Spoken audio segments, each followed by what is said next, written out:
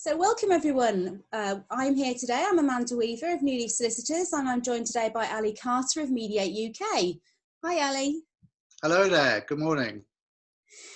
So I'm a specialist in family law and I'm based in Rugby and Leamington. And Ali, do you want to take a little bit about your role?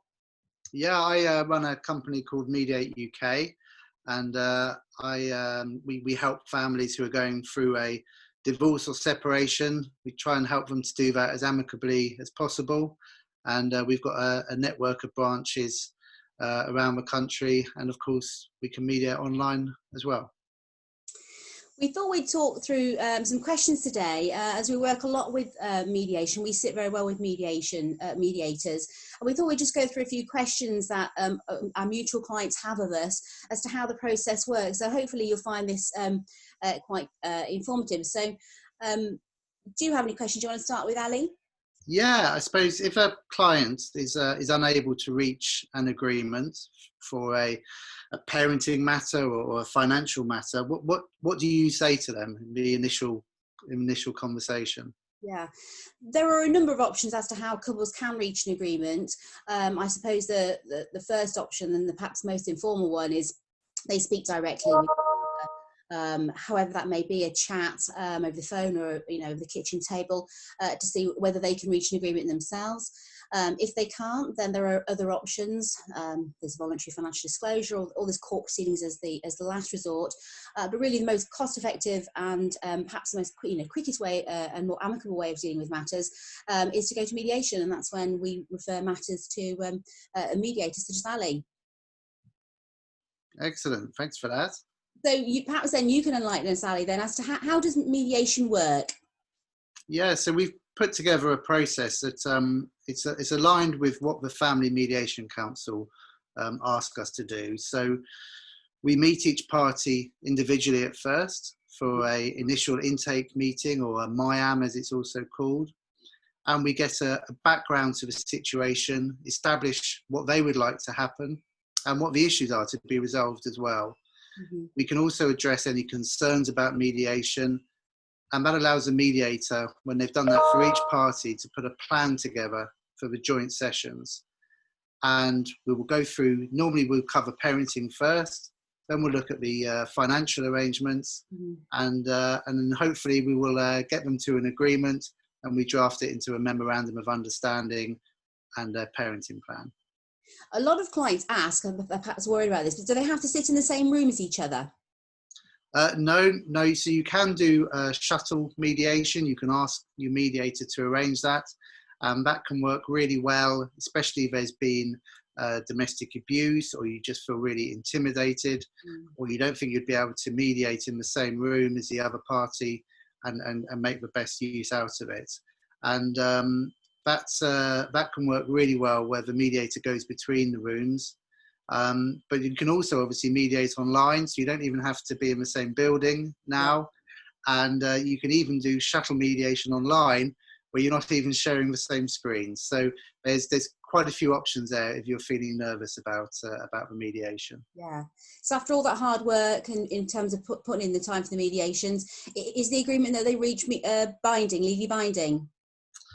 So we will draft the agreement into a memorandum of understanding, and that can then be made legally binding. And that's where a service such as yourself, Amanda, is great, because you can look at our memorandum of understanding, and for finances you can turn that into a legally binding consent order.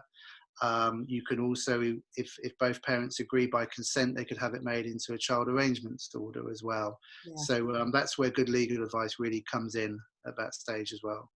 Good. So once they've reached an agreement, then I'll just quickly go through how what the next step is from that. So obviously, once they've reached an agreement at mediation, like you just said, you'll have a memorandum of understanding and the financial statement, and then the process then to us is just simply either you refer those clients to us or you signpost them to us, and then the client doesn't have to repeat themselves and go through all their information again and set up all the history. It's much more time saving for the client, because all that information that's already been gathered at mediation is then just presented to us, and we can then formalise whatever those agreements that have been discussed and agreed at mediation. Yeah, I'll just come in there. It works really well to work closely with New Leaf on this, because they know how we work, they know our paperwork, and we know that we can safely refer clients to them, and that the consent order is going to accurately reflect what they've agreed, and that it's going to be done professionally as well. So it's a win-win. It works really well for us and our clients. Yeah, good. Any other questions you want to just think what they've been put to us, Ali? Do you work with many mediators, or? We work with a number of mediators. I think the reason why that is because the values of our firm probably are very much aligned with those with mediation services, and that we really recognise the importance of mediation, and we're not seeking to undermine the hard work and the agreements being reached at mediation. Of course, we are we advise our clients of their entitlements, but we are wanting to make the process as smooth as possible, and so I think that kind of those values sit very well with mediation services. So yes, we do work with a number of mediation services. Always open to working with more. So obviously, if you're a mediator and you want to work with a solicitor to formalise those agreements, then obviously we are here. By all means, contact us.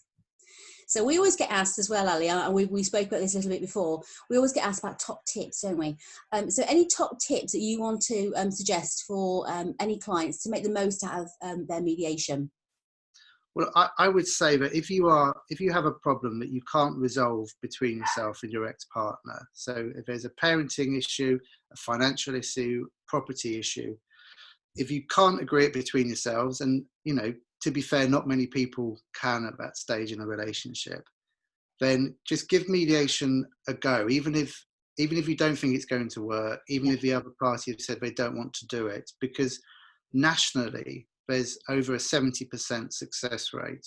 Mediate UK have a 90% success rate.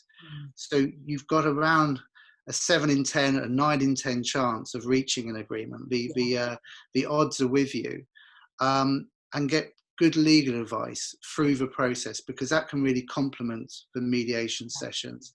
And again, that's where using someone like New Leaf can really help. You can come into the mediation session armed with that legal advice, and it can just help you get to a good agreement that you can both move forwards with. Yeah, great. I always think if clients have had a real input into the agreement that they reach, they're much likely to be satisfied with it, rather than it being something that they feel is imposed on them. Whereas this, they really have control of their own destiny, don't they? It's an agreement that they have put a lot of effort into. So yeah, I mirror those sentiments. So okay, so I think, well, I hope that's been really informative to you. Obviously, I'm here if you have any questions, or you require any advice, and obviously you know how to contact Ali at Mediate UK. So thank you for your time, Sutton. Thank you, Ali. Thank you very much. Thanks, Amanda. Thank you.